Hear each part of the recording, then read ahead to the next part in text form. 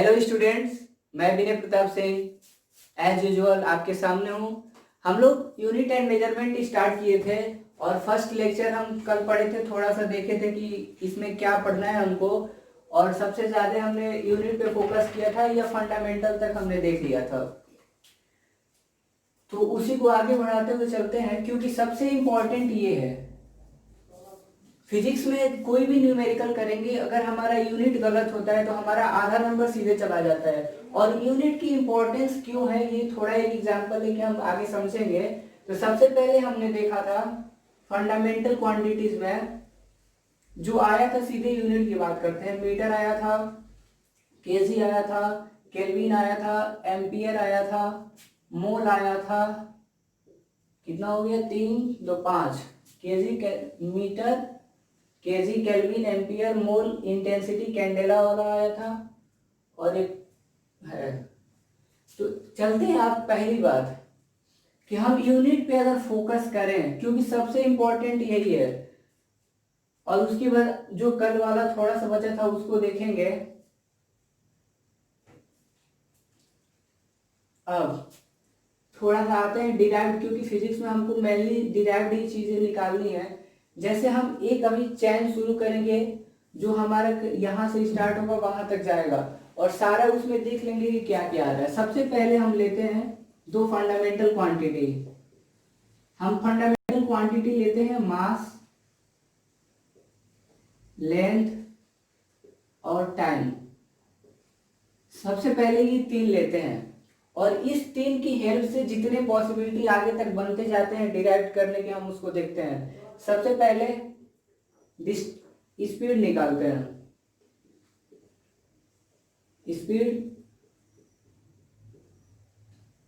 Distance upon time. इसको major करते हैं मीटर में और इसको मेजर करते हैं सेकेंड में।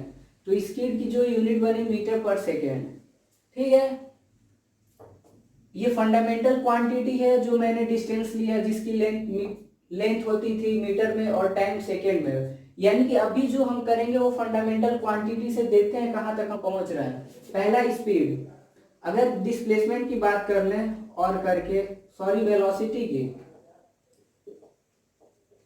तो ये डिस्प्लेसमेंट अपॉन टाइम, ये हमारा मीटर में ही होगा, ये हमारा सेकेंड। अब बात आती है कि डिस्टेंस और डिस्प्लेसमेंट में थोड़ा सा डिफरेंस होता था कि जो डिस्प्लेसमेंट होती थी वो shortest distance between initial and final position होती थी। डिस्टेंस में केवल मैग्नीट्यूड होता था और डिस्प्लेसमेंट में मैग्नीट्यूड और डायरेक्शन दोनों होता था। हम बोलते हैं कि डिस्टेंस जो होती है स्केलर क्वांटिटी होती है। डिस्टेंस जो है वो स्केलर क्वांटिटी है, और जो डिस्प्लेसमेंट है वो वेक्टर क्वांटिटी है। वेक्टर क्वांटिटी, एक मिनट थोड़ा सा इसको देख लेते हैं। स्केलर क्वांटिटी क्या होती है? ऐसी क्वांटिटी जिसके पास केवल मैग्नीट्यूड होता है। क्वांटिटी हैविंग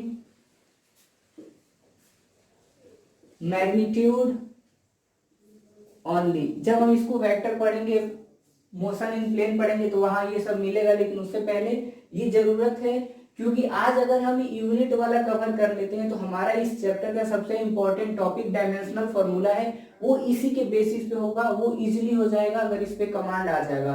तो हम कोशिश करेंगे कि आज इस पे यूनिट पे वर्कआउट करें थोड़ा सा, ताकि पता चले। तो इसने बोला कि स्केलर क्वांटिटी वो क्वांटिटी होती है जिसके पास केवल मैग्नीट्यूड होता है। जैसे हम बोले एनर्जी, हम बोल रहे हैं कि हम 20 जूल एनर्जी है हमारे पास। अब 20 जूल, इसमें क्या है? ये मैग्नीट्यूड है और ये एनर्जी की यूनिट है।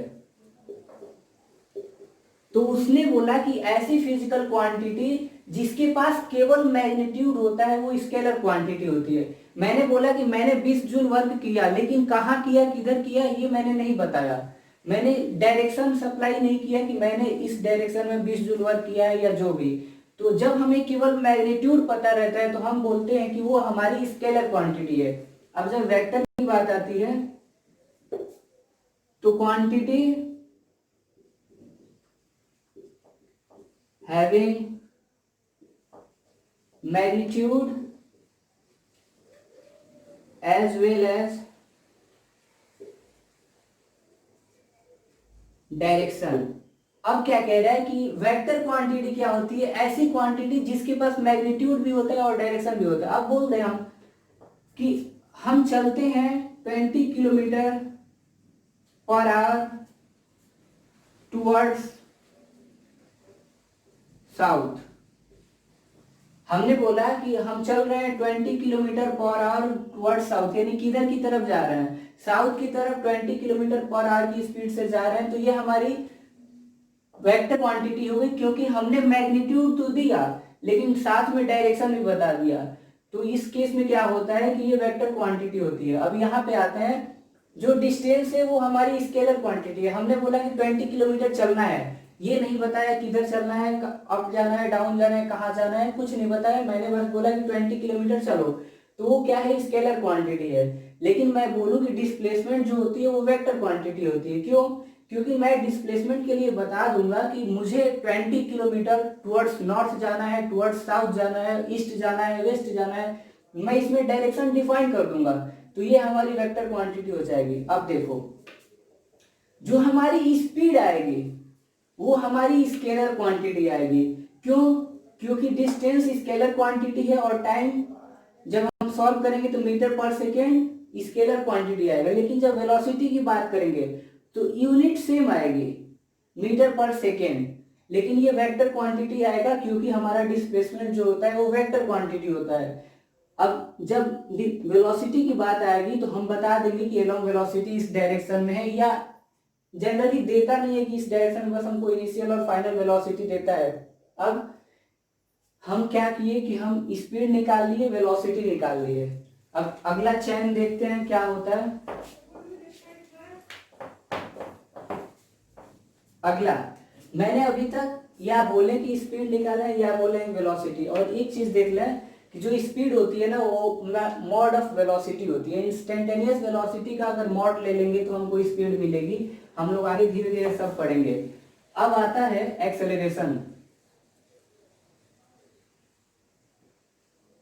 अब हमें क्या बताना है? तो एक्सेलरेशन की यूनिट बतानी है। हमने स्पीड की बता दी, वेलोसिटी की बता दी, एक्सेलरेशन ये क्या होता है कि a equal to v upon t, velocity upon time, rate of change of velocity is known as acceleration. अब देखो, इसके लिए वेलोसिटी की यूनिट क्या है? मीटर पर सेकेंड, तो इसकी यूनिट मीटर पर सेकेंड, और जो टाइम की यूनिट होती है वो सेकेंड होती है। ठीक, वेलोसिटी की यूनिट क्या है? मीटर पर सेकेंड। तो मैंने वेलोसिटी की यूनिट मीटर पर सेकेंड रख दिया और टाइम सेकेंड। अब इसको सॉल्व करेंगे तो ए की यूनिट क्या बनेगी? मीटर, ऐसे मीटर पर सेकेंड स्क्वायर, या इसको बोल देते हैं ms-2। जब पावर ऊपर जाएगा तो माइनस में चला जाएगा, जो कि हम इनवर्स बोलते हैं इसको, तो -2 जाएगा। और हमारा अब क्या आ गया है? वेलोसिटी आ गया, एक्सेलरेशन आ गया। अब फोर्स निकालते हैं। ये मान लेते हैं सेकेंड है, थर्ड फोर्स। ठीक है, अगर हम फोर्स की बात करें तो हमें न्यूटन सेकेंड लॉ से पता है कि F इक्वल टू होता है मास इनटू एक्सेलरेशन। अब हमें फोर्स की यूनिट निकालनी है। हम चीजों को धीरे धीरे सीखेंगे कि यूनिट हम डिराइव कैसे करते हैं। हमने बस बोला कि हम फंडामेंटल क्वांटिटी लेंगे। इन तीनों में से मैंने क्या लिया था? पहले लेंथ लिया, टाइम लिया, अब हमारा मास भी आएगा वहां पे। तो फंडामेंटल क्वांटिटी में मास को मेजर करते हैं केजी से। और एक्सेलरेशन की यूनिट क्या आई? एक्सेलरेशन की यूनिट क्या आई? इसको बोल दो मीटर पर सेकेंड स्क्वायर। ठीक है, तो ये क्या बना? किलोग्राम मीटर पर सेकेंड स्क्वायर, और इसको बोल देंगे, इसी को न्यूटन बोलते हैं।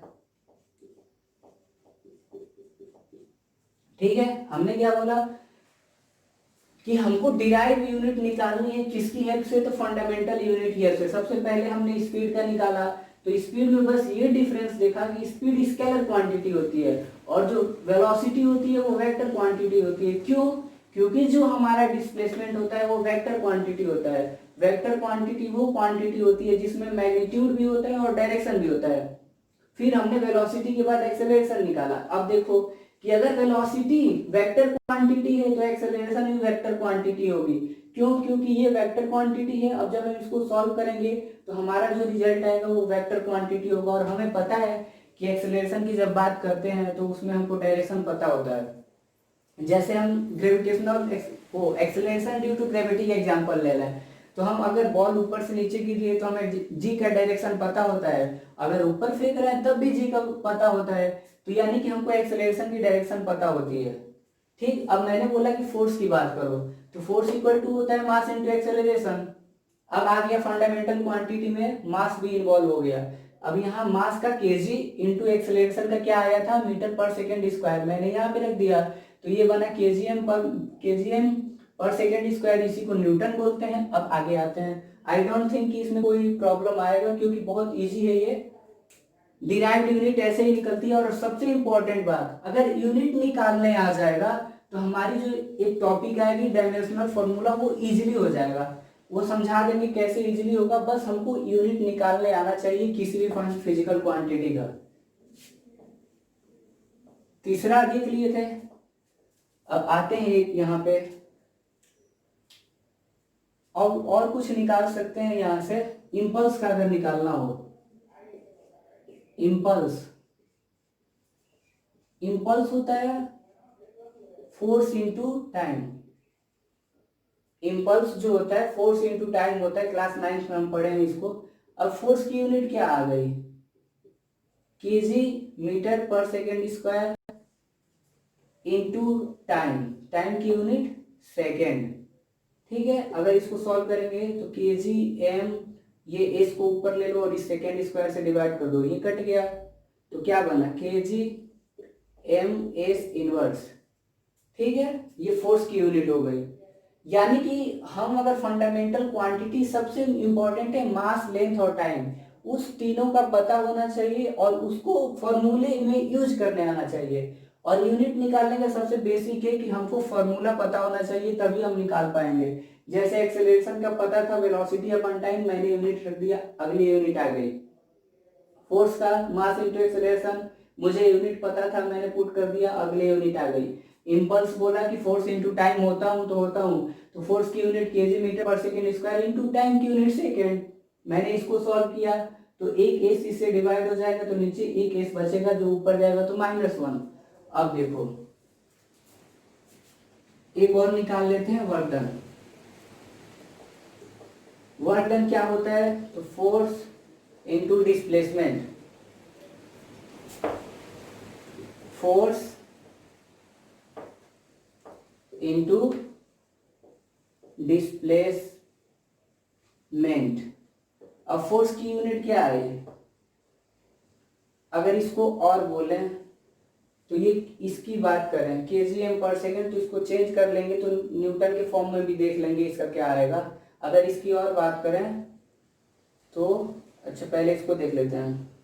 इसकी यूनिट हो गई न्यूटन और इसकी यूनिट डिस्प्लेसमेंट की मीटर में होती है, तो ये इसकी यूनिट क्या आ गई, न्यूटन मीटर, और इसी को हम क्या बोलते हैं, जूल।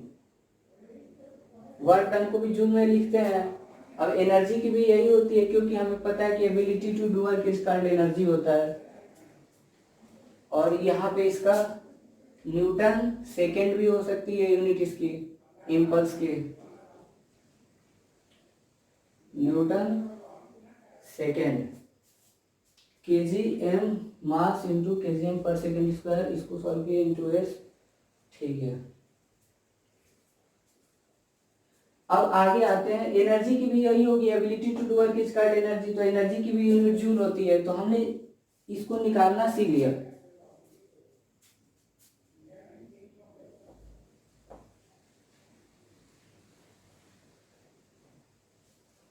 अभी तो सबसे इंपॉर्टेंट हमने देखा यूनिट, और किसी चीज की भी निकालना चाहे तो निकाल सकते हैं। जैसे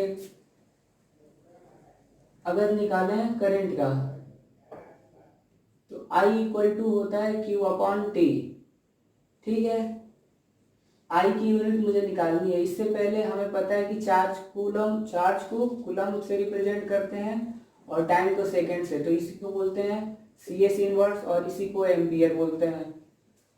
अब इसमें और निकालना चाहें वोल्टेज, V इक्वल टू होता है W/Q, तो V इक्वल इसका हो जाएगा जूल क्योंकि ये वर्क डन है, और इसका कूलम, तो इसका क्या बनेगा, V की यूनिट बनेगी जूल पर कूलम और इसी को बोलते हैं वोल्ट, वोल्टेज या वोल्ट। ठीक है, तो ऐसी यूनिट डिराइव होती है। अब मतलब ये कि अगर हमें यूनिट निकालना है तो हमें फॉर्मूला सबसे पहले पता होना चाहिए, चाहे कुछ भी हो, और धीरे धीरे हम लोग सब निकालना सीख जाएंगे। बस ये बात थी, कंसेप्ट है इसमें क्या, और हम कल पढ़ने वाले थे उसके बाद। हाँ, एक चीज फंडामेंटल यूनिट में मैंने 7 पढ़ा था टोटल, जो बेसिक थे, जो बहुत इंपॉर्टेंट थे। अब 2 है, एक प्लेन एंगल और एक सॉलिड एंगल। अब कह रहा है कि प्लेन एंगल और सॉलिड एंगल में डिफरेंस क्या है और इनके यूनिट क्या होंगे। हम एंगुलर मेजरमेंट भी लेते हैं ना, तो उस केस में हमको डिग्री या पाई रेडियन में जो पता होता है उसके बाद क्या बोलेंगे। तो प्लेन एंगल क्या होता है, सबसे पहली चीज हम लिखते हैं ये x ये y। ठीक है, कोई भी अगर बोलेंगे कि ये अगर ये लाइन x एक्सिस से थीटा डिग्री पे है, यानी कि O A, ये इसको ट्रायंगल बना लेते हैं AB। ठीक है, तो इसमें दिख रहा है कि जो ये थीटा है, यानी कि एंगल AOB थीटा है। अब बताओ कि अगर हम बोले कि इस पॉइंट, चाहे ये पॉइंट लो, चाहे ये पॉइंट लो, चाहे ये पॉइंट लो, अगर मुझे इस पॉइंट की डिटेल देनी होगी तो उसमें ये क्वांटिटी भी होगा और ये क्वांटिटी भी होगा। मतलब कि अगर इसके डिफरेंट बोले कि ये x, y पे है, ये पॉइंट का कोऑर्डिनेट है x, y, इस पॉइंट का कोऑर्डिनेट है x डैश, y डैश। ठीक है, यानी कि x1 x2 जो भी मान लो। जैसे हम बोले कि ये जब हम x की वैल्यू 2 चलेंगे और y की वैल्यू 3 चलेंगे तो हम यहाँ पहुंच सकते हैं। यानी ये जब प्लेन की बात होगी तो जो एंगल बनेगा वो हमारा किसी प्लेन में बनेगा। अब यहाँ पे जो एंगल बन रहा है वो XY प्लेन के लिए बन रहा है। ठीक है, हमारा जो एंगल बन रहा है वो XY प्लेन के लिए बन रहा है। अब देखते हैं कि ये ओरिजिन है। ठीक, ये x x dash y y dash. अब इस प्लेन में x y प्लेन में या y इस प्लेन में या इधर जो भी बनेगा, हमारा जो एंगल बनेगा वो प्लेन में बनेगा। जो पेपर पे हम ड्रॉ करते हैं वो प्लेन में करते हैं। अब बोलने कि इसका स्टार्ट कहाँ से हुआ, तो हमें पता है कि जो एंगल इंक्रीज होगा वो ऐसे इंक्रीज होगा, ऐसे। ठीक है, यानी कि एंगल की स्टार्टिंग पहले 0 डिग्री, फिर धीरे धीरे इंक्रीज होगी, फिर यहाँ पे पहुंचेगी तो 90 डिग्री, फिर यहाँ से पहुंचेगी तो 180 डिग्री, फिर 270, फिर 360। ठीक है, ये तो प्लेन एंगल को हम रेडियन में, जिसकी प्लेन एंगल की जो यूनिट होती है वो रेडियन में होती है। अब बात आता है कन्वर्जन वाला। तो हमें पता है कि 2 पाई इक्वल टू 360 डिग्री होता है। अगर पाई बोले तो पाई इक्वल टू 180 डिग्री, ये पता है हमको। अब यहीं से रेडियन वाला कन्वर्जन होता है पाई डिग्री। अब कोई भी बात करेंगे, अब यहां से बोले कि 1 डिग्री की बात करो, अगर हम बोले यहां से कि 1 डिग्री, तो यहां से अगर 1 डिग्री निकालना होगा तो 1 डिग्री इक्वल टू क्या होगा, पाई अपान 180। ठीक है, और इसी को हम चेंज करते हैं जिसकी यूनिट होती है रेडियन में। अब आगे एक बार देख लेते हैं, और इसको हम एक क्वेश्चन करेंगे जिसमें होगा। अब बात ये थी कि जब हम एंगल को किसी प्लेन में मेजर करते हैं तो हम उसको प्लेन एंगल बोलते हैं, और उसकी यूनिट जो होती है वो रेडियन होती है, और ये कन्वर्जन होता है रेडियन और डिग्री का। एक क्वेश्चन आगे था उसमें, अभी आगे देख लेंगे। अब सॉलिड एंगल, जैसे हम बोले कि एक सॉलिड स्फीयर ले लो, ये हमारा सॉलिड स्फीयर है, चाहे कोन ले लो, कोई भी सॉलिड स्फीयर,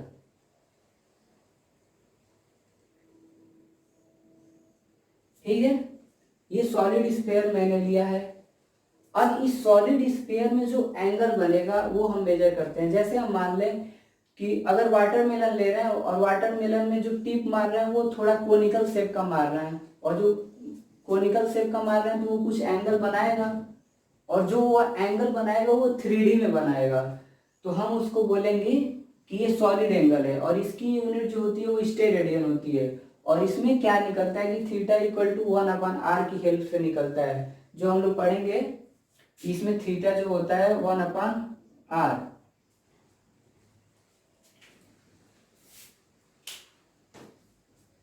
और इसकी जो यूनिट होती है वो स्टेरेडियन होती है। सॉलिड एंगल की जो यूनिट होती है स्टेरेडियन,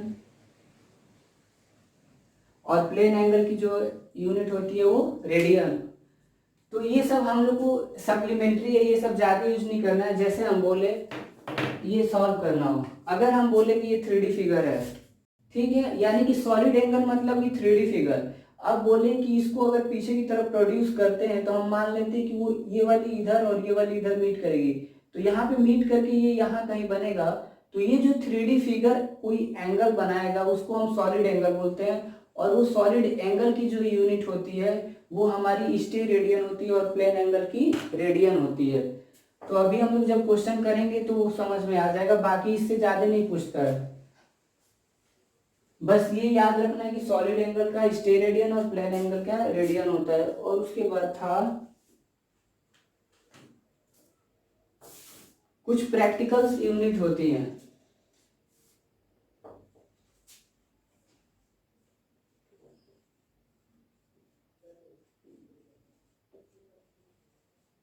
प्रैक्टिकल यूनिट, सबसे पहले बात कर लेते हैं हम लेंथ की, ठीक है, फिर मास, फिर टाइम। जब लेंथ की बात करेंगे तो लेंथ या छोटी भी हो सकती है और लेंथ बड़ी भी हो सकती है।